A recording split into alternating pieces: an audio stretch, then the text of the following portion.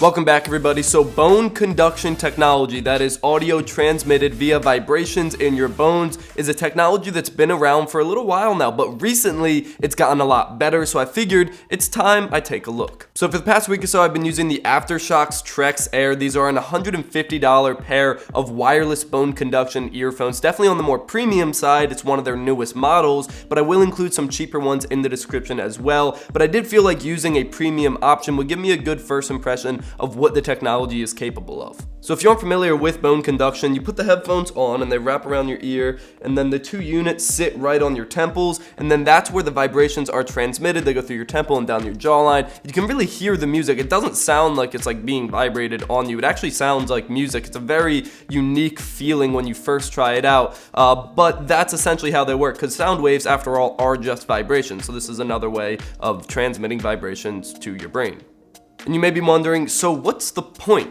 They mostly market it towards athletes. They're those people that need to be able to hear their environment while they're listening to music, but I also think it's really applicable for people that just don't like traditional styles of earphones, whether it be over-ear or especially in-ear headphones. These are a viable alternative because there's nothing actually going in your ear. And they actually do a pretty good job. At a moderate volume, you can very easily hear your environment, which is the whole purpose of these headphones, and the sound quality isn't that bad. It actually surprised me when I first tried them on. I thought they'd be really bad, but they're not that bad. They're not good, and they're not what $150 headphones should sound like if they were actually in your ear, but they are better than I thought they would be, especially at a moderate volume. However, there are a few caveats worth mentioning. The first caveat is the vibrations, and no, not the vibrations transmitting the music, but like actual tingly vibrations. When you put these at a really high volume, the bass turns into a tingly vibration on your temple, like a very noticeable vibration. And actually the difference between like 70% volume and 100% volume is really just that tingly vibration. The actual sound doesn't get that much louder at that between those two volumes,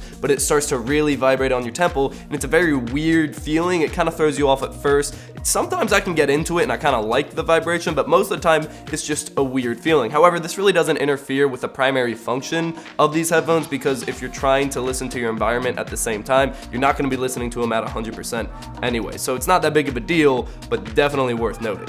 Second caveat is the design. So I don't really mind the ear hooks, and they're not too heavy. There's no sharp edges or anything. The actual units resting on your temple, they're honestly pretty comfortable. I have no complaints about that. What I find weird is the neckband. The neckband going around the back. For some reason, it's rigid, and it just looks weird because it's like not touching your neck. So it's just hovering over your neck, rigid around it. I think it just looks weird. I would rather it be like actually hugging your neck, or wireless units, or just a loose wire instead of the rigid wire that just looks like a halo behind your neck just floating there. I think the design is weird. Again, it doesn't really affect the primary functionality, but it's weird.